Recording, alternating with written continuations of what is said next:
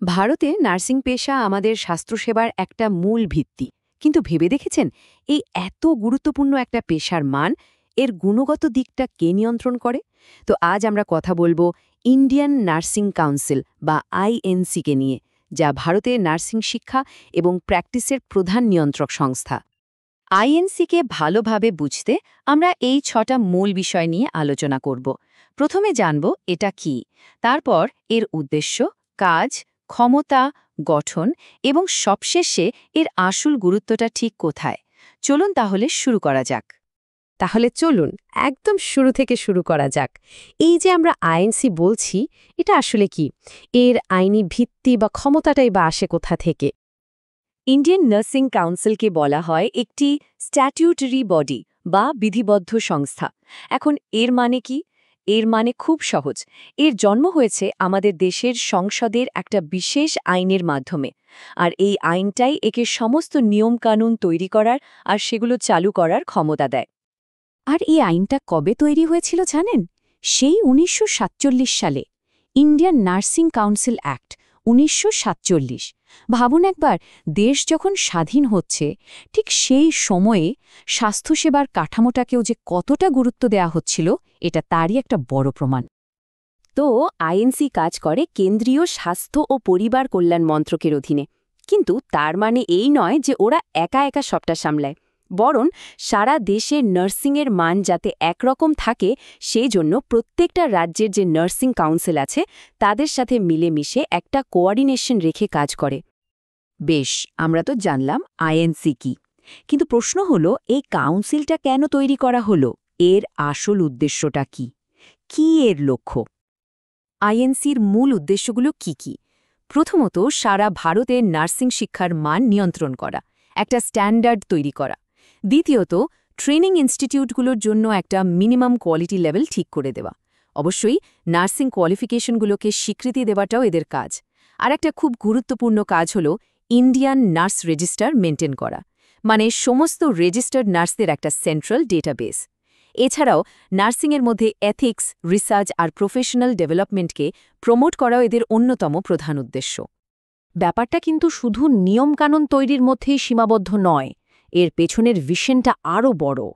INC চায় একটা highly skilled nursing workforce তৈরি করতে, এমন একটা বাহিনী যারা শুধু দেশের স্বাস্থ্য ব্যবস্থাকেই মজবুত করবে না, বরং আন্তর্জাতিক স্তরেও ভারতের নার্সদের একটা আলাদা পরিচিতি দেবে।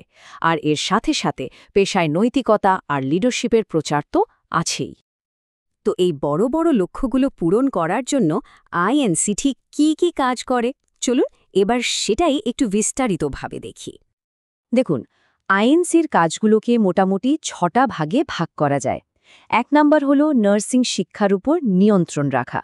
২ নম্বর, বিভিন্ন নার্সিং প্রতিষ্ঠানকে স্বীকৃতি দেওয়া আর নিয়মিত তাদের ইন্সপেকশন করা। ৩ নম্বর, কোয়ালিফাইড নার্সদের রেজিস্ট্রেশন করা। ৪ নম্বর, যদি কেউ বিদেশ থেকে নার্সিং ডিগ্রি নিয়ে আসে তার স্বীকৃতি দেওয়া। ৫ নম্বর, প্রফেশনাল আর এথিক্যাল স্ট্যান্ডার্ড তৈরি করা। আর সবশেষে ৬ নম্বর, নার্সিং পলিসি নিয়ে কেন্দ্র আর রাজ্য সরকারকে পরামর্শ দেওয়া। বলা যেতে পারে এই ৬টা পিলারের ওপরেই কিন্তু ভারতের পুরো নার্সিং সিস্টেমটা দাঁড়িয়ে আছে। বেশ, নিয়ম তো বানানো হলো, কিন্তু এগুলোকে কার্যকর করার জন্য তো ক্ষমতাও দরকার, তাই না? তো আইএনসির হাতে ঠিক কি পাওয়ার আছে? সেই ১৯৪৭ সালের আইনটাই কিন্তু কাউন্সিলকে বেশ কিছু বড়সড় ক্ষমতা দিয়েছে। যেমন ধরুন, ওরা কোনো নার্সিং ইনস্টিটিউটের স্বীকৃতি অ্যাপ্রুভ করতে পারে, আবার নিয়ম না মানলে সেই স্বীকৃতি কেড়েও নিতে পারে। শুধু তাই নয়, কোয়ালিফিকেশনের জন্য কি নিয়ম থাকবে সেটাও ওরা ঠিক করে এবং দরকার পড়লে বদলাতেও পারে। রেগুলার ইন্সপেকশন চালানো, ইন্ডিয়ান নার্স রেজিস্টার মেনটেন করা, এমনকি বিদেশের নার্সিং ডিগ্রিকে স্বীকৃতি দেওয়া বা না দেওয়া, এই সবটাই তাদের ক্ষমতার মধ্যে পড়ে। মানে নিয়মগুলো শুধু খাতায় কলমে নয়, সেগুলো প্রয়োগ করার আসল ক্ষমতাও আইএনসির হাতেই। তো এত ক্ষমতা যে কাউন্সিলের হাতে, সেই কাউন্সিলে কারা থাকেন? চলুন এবার এর ভেতরের গঠনটা একটু দেখে নেওয়া যাক। এই কাউন্সিলের গঠনটা কিন্তু বেশ ইন্টারেস্টিং। এখানে একজন নির্বাচিত প্রেসিডেন্ট আর ভাইস প্রেসিডেন্ট থাকেন। তাদের সাথে থাকেন বিভিন্ন রাজ্য নার্সিং কাউন্সিলের প্রতিনিধিরা, মেডিকেল কাউন্সিল অফ ইন্ডিয়া বা এখনকার এনএমসির সদস্যরা, বিভিন্ন বিশ্ববিদ্যালয়ের প্রতিনিধিরা, এমনকি আর্মড ফোর্সেস মেডিকেল সার্ভিসেসের প্রতিনিধিরাও। সাথে তো কেন্দ্র আর রাজ্য সরকারের প্রতিনিধিরা আছেনই। মানে বুঝতেই পারছেন, এই যে এত ডাইভার্সিটি, এটা আসলে নিশ্চিত করে যে কোনো সিদ্ধান্ত নেওয়ার আগে যেন নার্সিংয়ের সব দিক, মানে একাডেমিক, প্র্যাকটিক্যাল, অ্যাডমিনিস্ট্রেটিভ, সবকিছুই ভালোভাবে বিবেচনা করা হয়। এখানে কয়েকটা জরুরি তথ্য এক নজরে দেখে নিন। আইএনসির হেডকোয়ার্টার হল নতুন দিল্লিতে, আর ২০২৫ সালের তথ্য অনুযায়ী বর্তমানে এর ভারপ্রাপ্ত সভাপতির দায়িত্বে আছেন ড TNA লক্ষ্মী। আমরা তো আইএনসির গঠন, কাজ, ক্ষমতা সবই দেখলাম, কিন্তু দিনের শেষে এর আসল ইম্প্যাক্টটা কি? আমাদের স্বাস্থ্য ব্যবস্থায় এই সংস্থাটা ঠিক কতটা গুরুত্বপূর্ণ? তাহলে সব মিলিয়ে ইন্ডিয়ান নার্সিং কাউন্সিলের চূড়ান্ত প্রভাবটা ঠিক কী? এই একটা প্রশ্নের উত্তরই এর আসল তাৎপর্যটা আমাদের সামনে তুলে ধরবে। দেখুন, আইএনসির গুরুত্ব কিন্তু অনেক। সবচেয়ে বড় কথা, এটা নিশ্চিত করে যে আমরা যখন হাসপাতালে যাই তখন যেন কোয়ালিফাইড আর প্রশিক্ষিত নার্সদের থেকেই সেবা পাই। এটা আমাদের সবার জন্য একটা কোয়ালিটি অ্যাসুরেন্স। আবার অন্যদিকে নার্সদের জন্য এটা খুব জরুরি, কারণ আইএনসির স্বীকৃতি তাদের একটা প্রফেশনাল আইডেন্টিটি দেয়, যেটা তাদের দেশে বা বিদেশে ক্যারিয়ার গড়তে সাহায্য করে। সব মিলিয়ে একটা ভালো মানের, নৈতিক আর রোগীকেন্দ্রিক স্বাস্থ্য পরিষেবা গড়ে তোলার পেছনে এর ভূমিকা অপরিসীম।